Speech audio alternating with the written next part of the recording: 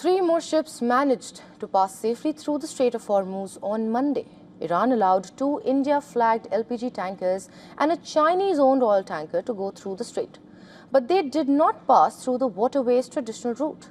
Instead, Iran has established a new safe passage which changes how ships can travel through the strait. Here's our report. Take a look. This is the Strait of Hormuz. It is a narrow choke point which connects the Persian Gulf to the Gulf of Oman.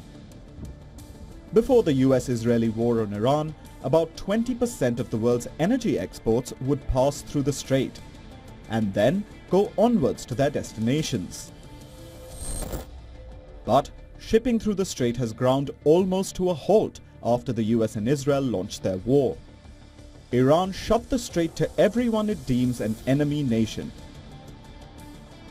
And Tehran enforced the de facto blockade by conducting attacks on ships that did not follow its rules.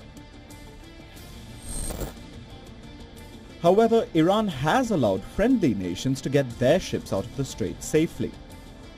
Two India-flagged LPG tankers, the Pine Gas and the Jug Vasant, and a Panama-flagged but Chinese-owned vessel, an oil tanker called Bright Gold, have become some of the latest ships to pass through the strait safely. But all three had to travel through a new route, one that is much closer to Iran. The Strait of Hormuz is about 33 kilometers wide at its narrowest point, and most ships would pass somewhere through the middle before the war began. But the three tankers who have crossed it now have journeyed through a new route between two Iranian islands.